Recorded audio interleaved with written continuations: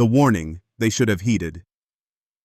Captain Elena Vasquez walked through the massive corridors of the Eternal Dominion, her footsteps echoing against walls that stretched higher than any cathedral on Earth. The ship belonged to the Stellar Confederacy, a powerful alliance that had ruled the galaxy for 8,000 years. 15 different alien species called this alliance home, and every one of them looked down on humanity as nothing more than upstart primitives. Elena had been Earth's diplomatic representative for 3 years now, and she had learned to read the subtle signs of alien emotion. Today, those signs told her that something big was about to happen. The usually busy corridors were nearly empty, and the few aliens she passed avoided making eye contact. Even the air itself seemed to carry a weight of anticipation that made her skin crawl. She entered the Grand Assembly Chamber where the Confederacy's leadership held their most important meetings. The room was enormous, with a domed ceiling that showed a perfect view of the stars beyond. 15 different seating arrangements had been built to accommodate the various alien body types, each one positioned around a central platform where she now stood alone. High Chancellor Zixtar was the first to speak. He belonged to the Vex High, an insectoid species with 6 arms and compound eyes that reflected light like broken mirrors. His voice came through universal translators built into the walls, turning his clicking and buzzing sounds into words Elena could understand. "Human Vasquez," he said, and something in his tone made Elena's muscles tense. "Your species has been under our observation for 37 years. We have watched your expansion into space with growing concern." Admiral Morthak shifted in her crystalline seat, her body made entirely of living silicon that changed color with her emotions. Right now she was a deep red that Elena had learned meant anger or aggression. "You multiply like bacteria," she said, her voice ringing like struck glass. "You colonize worlds without permission. You extract resources without paying proper tribute to the Confederacy." The third voice came from Overseer Quilneth, a being of pure gas contained within a transparent environmental suit. His thoughts were transmitted directly into Elena's mind through telepathic implants, feeling like ice water poured into her skull. "Most troubling of all, you develop technology at an alarming rate. Your weapons, your ships, your computers grow more advanced every year. This cannot be allowed to continue." Elena kept her face calm and professional, even though her heart was beating faster than normal. She had been trained for moments like this, when the careful balance of galactic politics could tip toward disaster. "May I ask what specific concerns the Confederacy has about human activities?" High Chancellor Zixtar's mandibles clicked together in what Elena recognized as amusement. "Specific concerns? Human? Your people have colonized 12 star systems in the past 20 years. You have built mining operations on 47 asteroids. Your population has grown from 8 billion to 23 billion beings. You consume resources like a plague of locusts." "We have followed all established colonization protocols," Elena replied carefully. "Our expansion has been within the legal frameworks established by Confederacy law. Legal frameworks designed for species that expand slowly and carefully over centuries." Admiral Morthak's crystal form flashed bright orange. "Not for species that breed and spread like viruses through space. The rate of human expansion is unsustainable and threatens the balance we have maintained for millennia." Elena felt a chill run down her spine as she began to understand where this conversation was heading. "What exactly is the Confederacy proposing?" Overseer Quilneth's mental voice grew colder. "We are not proposing anything human. We are informing you of a decision that has already been made. The Stellar Confederacy has voted unanimously to place restrictions on human expansion and development." High Chancellor Zixtar stood up from his complex seating arrangement, his 6 arms spreading wide in a gesture of absolute authority. "Effective immediately, humanity is restricted to 3 star systems. You will withdraw from all other colonies within 6 months. All colonists will be relocated to Earth, Mars, or the Alpha Centauri system." Furthermore, Admiral Morthak added, her crystal body now glowing white with satisfaction, "Humanity will transfer 80% of your advanced technology to Confederacy control. This includes your quantum computers, your faster-than-light communication systems, your terraforming equipment, and most importantly, your military technology." Elena's diplomatic training kicked in automatically, keeping her voice steady even as her mind raced to process the implications of what she was hearing. "May I ask what justification the Confederacy has for these restrictions? Human expansion has not violated any existing treaties or agreements." "Justification?" Overseer Quilneth's mental laughter felt like nails on a chalkboard inside Elena's head. Human, you speak as if you have rights in this matter. Your species has existed in space for less than a century. The Confederacy has maintained peace and order in this galaxy for 8,000 years. Every species that has ever challenged our authority has learned the same lesson. High Chancellor Zixtar continued. Technology means nothing without wisdom. Numbers mean nothing without discipline. Your rapid expansion shows that humanity lacks both wisdom and discipline. Admiral Morthak's crystal form shifted to a deep purple that Elena had never seen before. The Drakmari thought their warrior culture made them strong. Their worlds are now empty monuments to their pride. The Zephyrian collective believed their hive mind made them unstoppable. We scattered their fragments across 100 dead systems. The Titan Empire trusted in their massive ships and advanced weapons. Their capital world is now a radioactive wasteland that serves as a reminder to others. Elena forced herself to remain calm, even though every instinct screamed at her to run. I understand the Confederacy's concerns about rapid expansion. Perhaps we could negotiate a slower timeline or discuss alternative approaches to managing human growth. There will be no negotiation. Overseer Quilneth's mental voice cut through her thoughts like a blade. This is not a discussion between equals. This is a directive from your superiors to their subjects. You will comply, or you will be made to comply. High Chancellor Zixtar's compound eyes fixed on Elena with an intensity that made her feel like an insect under a magnifying glass. You have 6 months to complete the withdrawal and technology transfer. Our enforcement fleets will arrive at human space exactly 183 standard days from now. If our requirements have not been met, we will implement them ourselves. The choice is simple, Admiral Morthak added. Voluntary compliance means your species continues to exist under Confederacy guidance. Resistance means your species joins the Drakmari in extinction.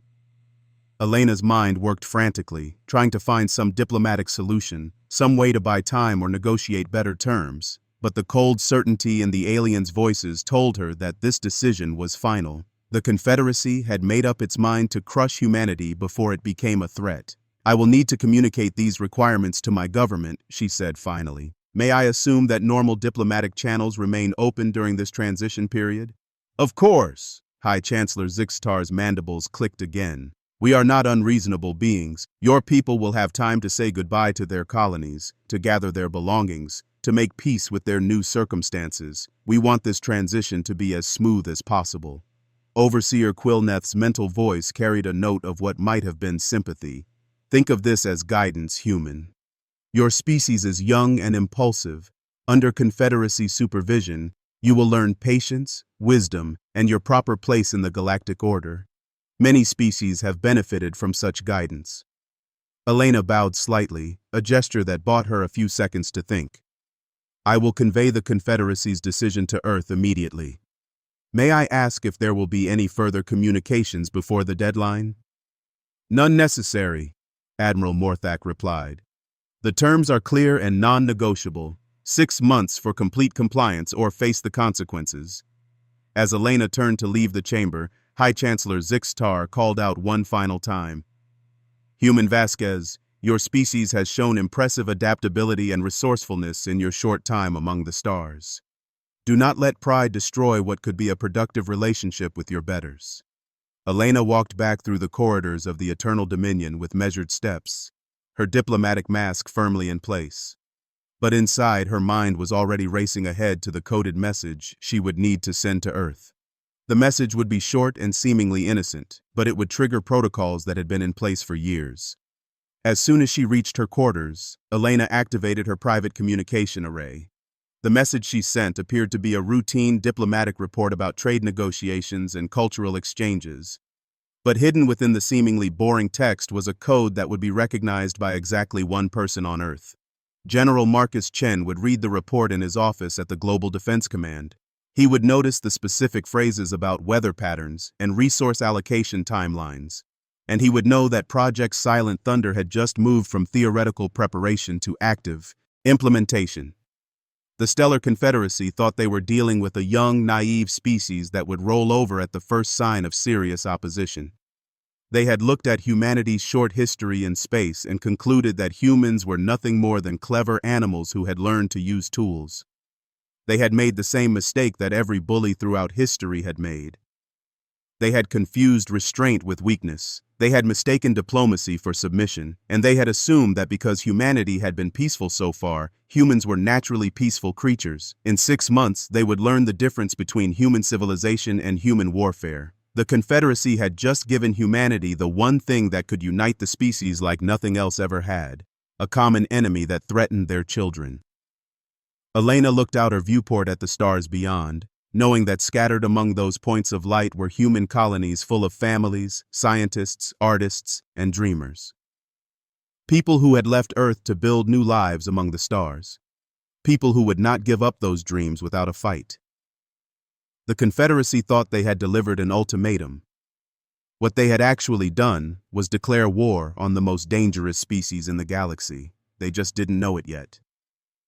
As Elena began composing her detailed report for General Chen, she allowed herself a small smile.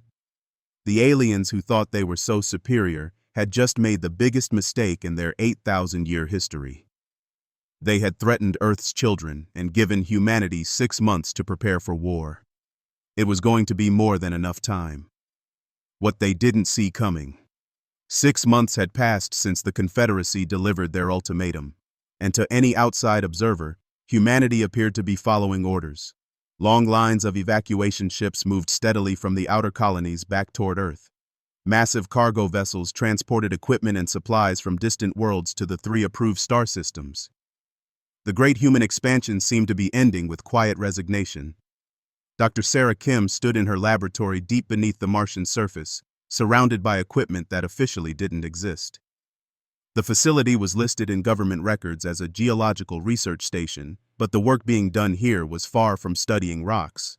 Sarah and her team of 50 scientists were working on humanity's most classified project, biological countermeasures designed specifically for each species in the Stellar Confederacy. "Show me the Vex-High analysis again," Sarah said to her assistant, Dr. James Park. The young scientist brought up a holographic display showing the internal structure of the insectoid aliens that ruled the Confederacy. "Their respiratory system is their weakness," James explained. "They breathe through spiracles along their thorax, just like Earth insects.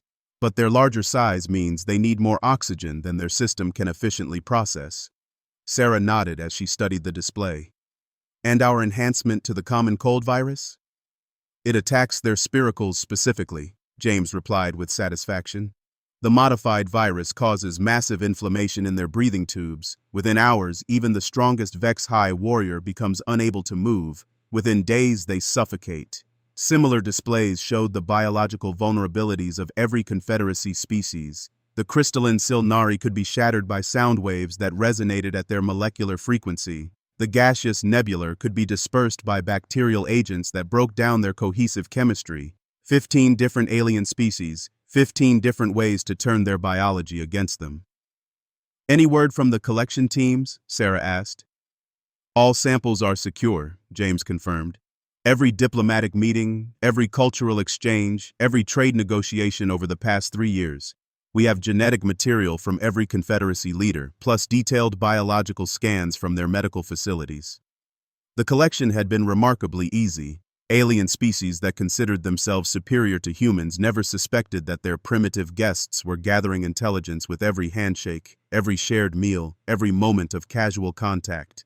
Hair samples, skin cells, saliva traces, even atmospheric samples from their ships and stations. All carefully preserved and analyzed by the best xenobiologists Earth could produce. Meanwhile, in the asteroid belt between Mars and Jupiter, Commander Jake Morrison floated in the command center of Mining Station Delta 7. To Confederacy observers, it looked like a typical resource extraction facility. Automated miners worked constantly to harvest rare metals from the asteroid's core. Supply ships came and went on regular schedules. Everything appeared completely normal. The reality was that Delta 7 was actually a military shipyard hidden inside a hollowed-out asteroid. The mining operations were cover for the construction of a secret fleet that had been growing for years. Jake looked through the reinforced windows at the massive hangar bay where 30 human warships waited in silence. "Status report," he requested from his chief engineer, Lieutenant Maria Santos. "All ships are armed and ready," she replied, checking her displays. We've integrated the captured Confederacy technology with our own systems. Each vessel now carries weapons that are 40% more powerful than anything the aliens have ever seen from us. The ships represented the pinnacle of human engineering combined with alien technology secretly acquired over years of careful intelligence work. Every diplomatic meeting had been an opportunity to scan, analyze, and eventually reproduce Confederacy equipment. The aliens thought they were showing off their superiority. In reality, they were giving humans the blueprints for their own defeat. What about the other stations? Jake asked.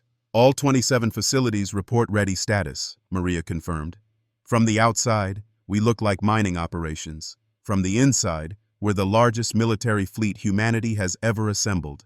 The genius of the plan was its simplicity. The Confederacy expected humans to build their defenses around Earth and the other approved worlds. They would never think to look for warships hidden inside asteroids that appeared to be simple industrial facilities. By the time they realized the truth, it would be too late. On the Confederacy world of Veltar Prime, Colonel Rebecca Hayes walked through the corridors of the Cultural Exchange Institute. She wore the simple clothes of a human anthropologist studying alien social structures. Her credentials were perfect, her research was genuine, and her enthusiasm for learning about alien cultures was completely convincing. She was also one of 50 human operatives who had spent the past 18 months infiltrating every major Confederacy world. They posed as students, researchers, artists, and cultural ambassadors. The aliens were so proud of their civilizations that they eagerly welcomed human visitors who wanted to learn from them. The power grid analysis is complete, whispered Dr. Michael Chen, another supposed anthropologist studying Vex High architecture. We can shut down their entire planetary infrastructure with coordinated strikes on 12 key nodes. Rebecca nodded as she pretended to examine a piece of alien art. Around them, Vex High students and teachers went about their daily routines, completely unaware that they were surrounded by human intelligence operatives mapping every vulnerable point in their society. What about the communication arrays? She asked quietly. Already handled, Michael replied. We've identified the central broadcasting stations on all 15 Confederacy worlds. Simultaneous destruction will leave them unable to coordinate their response when the time comes. The infiltration had been almost laughably easy. The Confederacy species were so convinced of their own superiority that they never suspected primitive humans could be conducting sophisticated espionage operations. They saw earnest young researchers eager to learn from their betters. They never noticed the careful mapping of infrastructure, the detailed analysis of defensive systems, or the quiet recruitment of alien dissidents who had grown tired of Confederacy rule. Back on Earth, General Marcus Chen stood in the war room of the Global Defense Command, surrounded by displays showing the real situation throughout human space. To the Confederacy, humanity appeared to be in full retreat. Colony populations were dropping, military presence in the outer systems was decreasing, and technology transfers seemed to be proceeding on schedule. The truth was completely different. The evacuation ships were actually moving equipment and personnel to hidden military bases.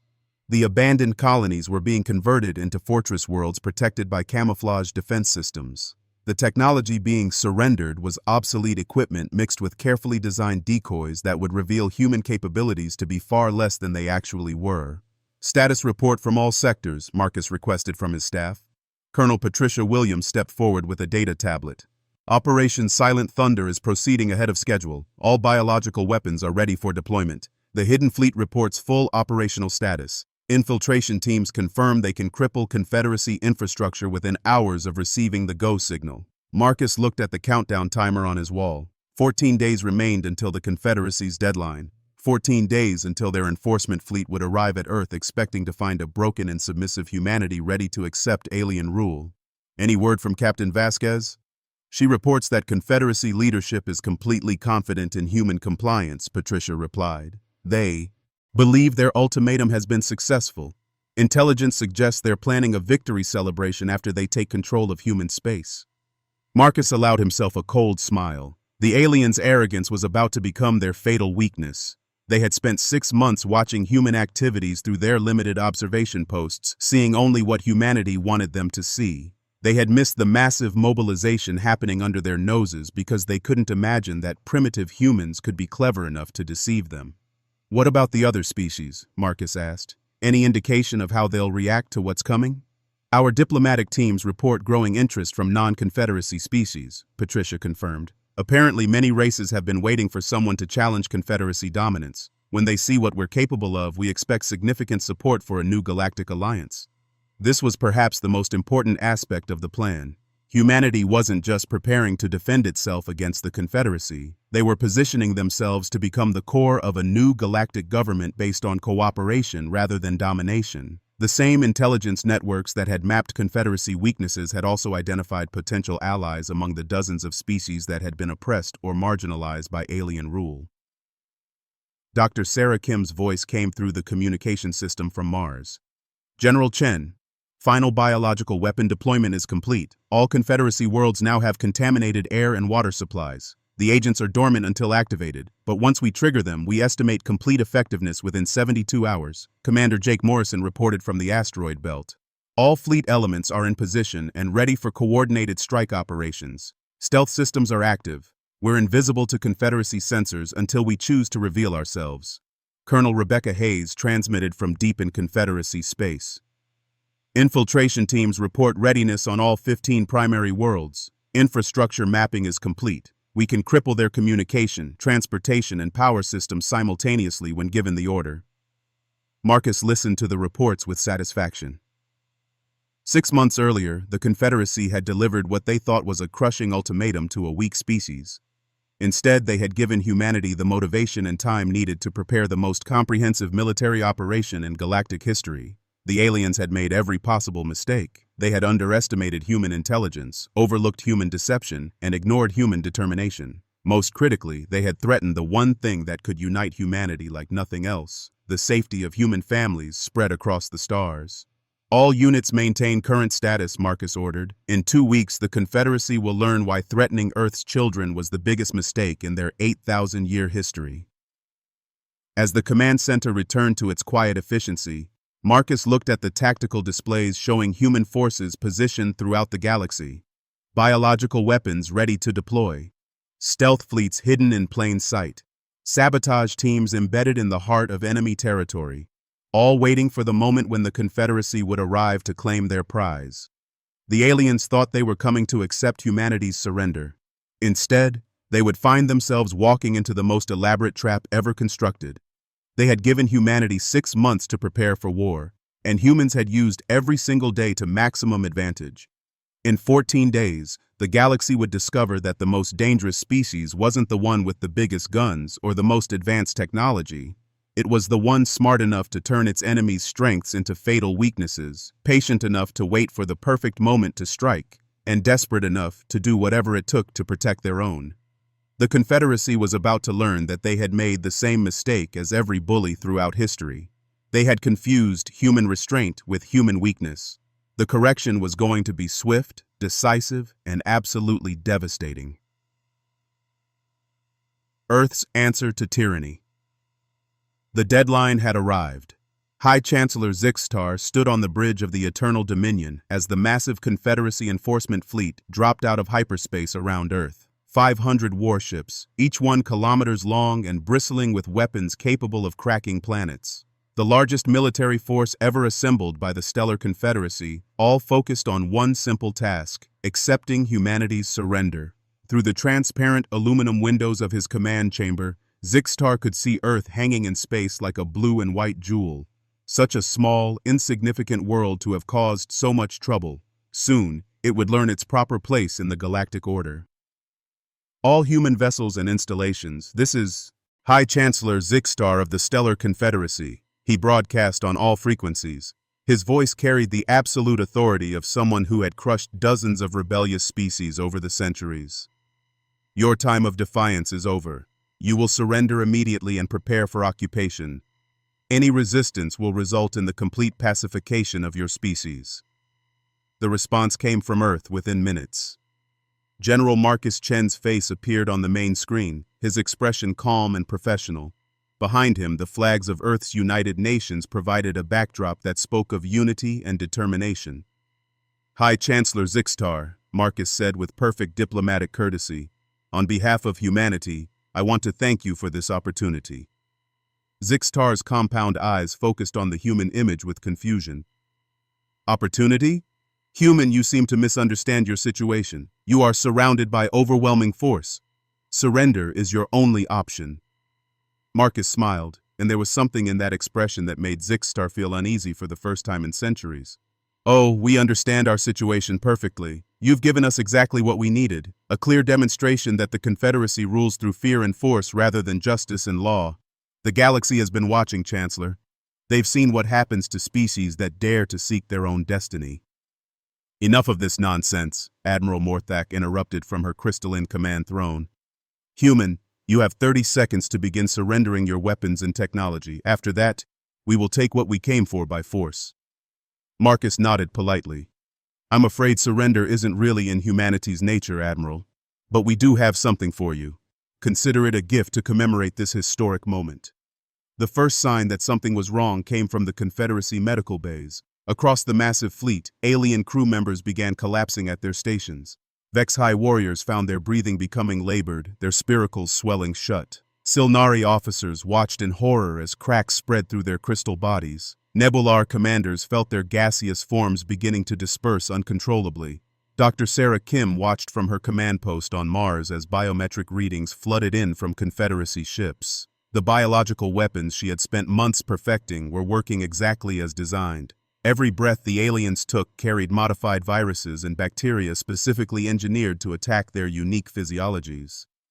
Biological agent deployment successful across all target species, she reported to General Chen. Estimated time to complete incapacitation, 4 hours. Estimated time to fatality, 72 hours without immediate medical intervention. High Chancellor Zixstar clutched his thorax as breathing became increasingly difficult. Around him, his bridge crew was collapsing one by one. What have you done? He gasped into his communicator. We've turned your biology against you, Marcus replied calmly. Every diplomatic meeting, every cultural exchange, every moment of contact over the past 3 years. We learned everything we needed to know about your physiologies. Did you really think we were just being friendly? The biological attack was devastating, but it was only the beginning. As Confederacy ships struggled with dying crews and failing life support systems, Commander Jake Morrison gave the signal that launched the second phase of humanity's response. Throughout the solar system, asteroids that had appeared to be simple mining operations suddenly split open like mechanical flowers. From hidden hangars emerged sleek human warships, their hulls gleaming with advanced armor and bristling with weapons that combined human innovation with captured Confederacy technology. All units, this is Admiral Morrison, Jake announced as he took his new rank and his place in history. Execute Operation Wolfpack. Show them what happens when they threaten our families. The hidden fleet struck like wolves attacking a wounded herd. Human ships moved with precision and coordination that the Confederacy had never experienced before. They didn't waste time with formal battle lines or honorable single combat. They attacked from all directions at once, targeting ship engines, weapon systems, and command centers with surgical precision. The Confederacy's technological superiority meant nothing when their crews were dying from biological weapons and their ships were being systematically dismantled by enemies they couldn't even see until it was too late. Human stealth technology, refined over months of careful preparation, kept the attacking ships virtually invisible until they opened fire. Admiral Morthak tried to coordinate a defense, but her crystalline form was fracturing as the biological agents ate away at her molecular bonds. How is this possible? She whispered as her body began to crumble. Your technology was inferior. Your numbers were smaller. You made the classic mistake, Marcus replied from Earth as he watched tactical displays showing the destruction of the mighty Confederacy fleet. You confused our restraint with weakness. You thought because we chose diplomacy, we were naturally peaceful. You never considered that maybe we were just being polite. The third phase began as Colonel Rebecca Hayes received her activation signal from Earth. On 15 Confederacy worlds simultaneously, human infiltration teams emerged from their cover identities and began systematic sabotage operations. Power grids failed, communication networks went dark, transportation systems ground to halt. But the sabotage was surgical, not destructive. Hospitals continued to receive power. Schools and residential areas maintained their utilities. The humans targeted military and government infrastructure while carefully preserving civilian services. This wasn't random destruction. It was precision warfare designed to cripple Confederacy resistance while minimizing harm to innocent populations. Phase 3 complete, Rebecca reported from Veltar Prime as the planet's military command centers went offline around her. All Confederacy worlds are now isolated from Central Command. They cannot coordinate a response or call for reinforcements. The beauty of humanity's strategy became clear as the battle continued. While the Confederacy had relied on overwhelming technological superiority and centralized command structures, humans had designed a flexible, multi-layered attack that turned every alien strength into a critical weakness. Their advanced biology became a vulnerability when humans engineered species-specific weapons. Their centralized command became a fatal flaw when human infiltrators severed the communication links. Their confidence in technological superiority blinded them to human innovation and adaptability. Overseer Quill Neth's gaseous form was barely holding together as his environmental suit's life support system struggled to contain his dispersing consciousness. His telepathic voice, once so cold and commanding, now carried nothing but desperation. "This is impossible. Your species is primitive. How could you have anticipated our every move?" "Because we've been studying you for 3 years," Marcus explained with the patience of a teacher instructing a slow student. "Every meeting, every negotiation, every cultural exchange. You were so proud of your superiority that you never noticed how much information you were giving us. You told us exactly how your technology worked, how your command structures operated, and most importantly, how you thought." The fourth phase activated automatically as Confederacy resistance crumbled. Across the galaxy, non-Confederacy species that had been monitoring the conflict began transmitting messages of support to Earth. The Kethron Republic, the Zion Alliance, the Independent Worlds Coalition, dozens of civilizations that had been oppressed or marginalized by Confederacy rule saw an opportunity for freedom.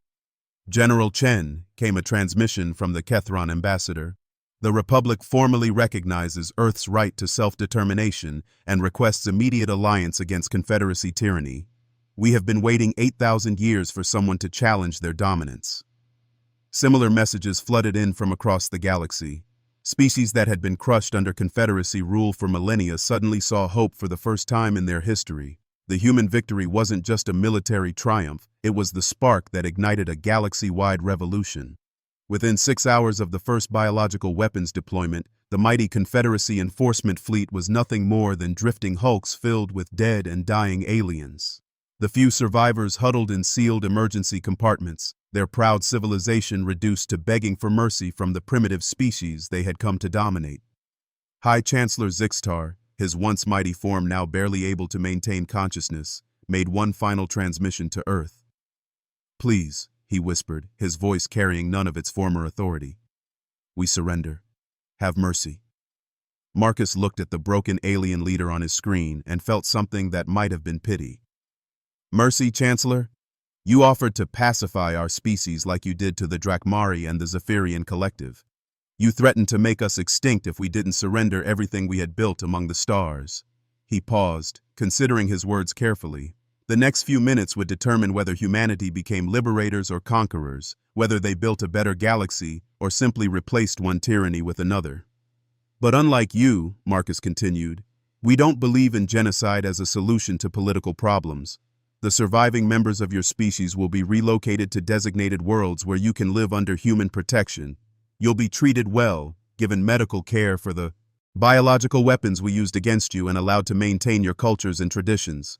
Zixtar's compound eyes showed confusion through his pain. "Why? We came to destroy you.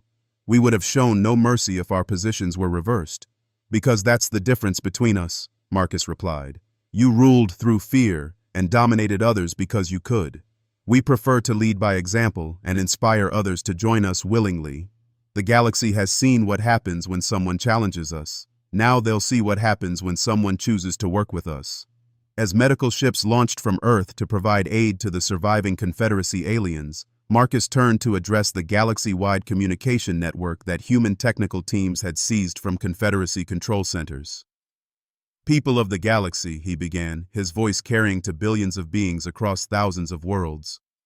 "Today marks the end of the Stellar Confederacy's reign of terror and the beginning of a new age of cooperation and freedom. Humanity extends an invitation to all species who believe in self-determination, mutual respect, and the right of every civilization to chart its own destiny among the stars. The response was overwhelming. Within days, over 40 species formally requested membership in what became known as the Galactic Liberation Alliance. Unlike the Confederacy, which had ruled through force and intimidation, the alliance was built on voluntary cooperation and mutual defense agreements. Dr. Sarah Kim found herself leading a massive medical research initiative to develop treatments for the biological weapons she had created. "We may have used these agents in war," she told her expanded team of human and alien scientists, "but now we have a responsibility to heal the damage we caused and ensure such weapons are never used again." Commander Jake Morrison, now Admiral Morrison, oversaw the integration of human and alien technologies to create the most advanced fleet the galaxy had ever seen. But instead of using it for conquest, the ships served as peacekeepers and explorers, protecting Alliance worlds and seeking out new civilizations to welcome into the growing community. Colonel Rebecca Hayes transitioned from sabotage operations to rebuilding efforts, helping former Confederacy worlds establish new governments based on democratic principles rather than species hierarchy. Her infiltration teams became cultural ambassadors, sharing human concepts of freedom and equality while learning from alien wisdom and experience. Captain Elena Vasquez returned to Earth as humanity's first galactic ambassador, coordinating diplomatic relations with dozens of species who were eager to learn from the civilization that had accomplished the impossible. Her new office overlooked the Memorial Plaza, where a simple monument honored both the human volunteers who had made victory possible and the alien civilians who had died during the conflict. The memorial's inscription read simply, "Here fell those who mistook human kindness for human weakness. May their sacrifice teach us all that strength comes not from the ability to destroy, but from the wisdom to choose mercy when destruction would be easier." 3 years after the Confederacy's failed ultimatum, General Marcus Chen stood in the same war room where he had planned humanity's desperate gamble for survival. But now the displays showed something entirely different. A thriving galactic community where dozens of species worked together as equals, sharing knowledge and resources while maintaining their unique cultures and independence. "Status report," he requested from his aide, though now the question referred to exploration missions and humanitarian efforts rather than military operations. "The Mars terraforming project is ahead of schedule," Colonel Williams reported. "Joint human-Kethran engineering teams have developed atmospheric processors that work 3 times faster than our original designs. The first new settlers will arrive next month." "What about the deep space exploration fleets?" "Contact with 17 new civilizations in the past year alone," she replied with satisfaction. 15 have requested alliance membership, and the other 2 have established positive trade relationships. Our cultural exchange programs are more popular than ever. Marcus nodded, feeling a deep satisfaction that had nothing to do with military victory. Humanity had not only survived the Confederacy's ultimatum, they had used it as an opportunity to become something greater than they had ever imagined possible. The aliens had made every mistake possible. They had underestimated human intelligence, dismissed human adaptability, and ignored human determination. Most critically, they had threatened the safety of human families and given humanity time to prepare for war. But humanity's greatest triumph was not in winning that war. It was in choosing to build something better from the ashes of the old. Order. The Stellar Confederacy had ruled through fear for 8,000 years. The Galactic Liberation Alliance would lead through hope for however long the galaxy needed them. As Marcus looked at the star charts showing Alliance territory expanding peacefully through voluntary membership rather than conquest, he reflected on the lesson that the Confederacy had learned too late. The most dangerous species in the galaxy was not the one with the biggest weapons or the most advanced technology. It was the one smart enough to turn enemies into allies, patient enough to plan for the long term, and wise enough to know when to fight and when to forgive. The former High Chancellor Zixtar lived quietly on New Harmony, one of the protected worlds established for Confederacy survivors. He spent his days writing memoirs that served as both historical record and cautionary tale, documenting how a civilization's arrogance had led to its downfall. In his final chapter, he wrote, "We thought we were giving humanity an ultimatum. What we actually did was unite the most dangerous species in the galaxy against us and give them time to prepare for war. But our greatest mistake was not recognizing that humans fight not just to win, but to build something better from their victory. The Confederacy fell, not because humans were stronger than us, but because they were wiser than us. May future civilizations learn from our pride and their mercy." The galaxy had indeed learned. The age of rule by fear and superior technology was over. In its place rose an era of cooperation and mutual respect, built by a species that had proven that the greatest strength came not from the ability to destroy one's enemies, but from the wisdom to transform them into friends. The Stellar Confederacy had made the biggest mistake in their 8,000-year history when they threatened Earth's children. Humanity's response had changed the galaxy forever, proving that sometimes the most powerful force in the universe is not a weapon or a technology, but an idea whose time has finally come. The idea that all species, regardless of age or technological development, deserve the right to determine their own destiny among the stars.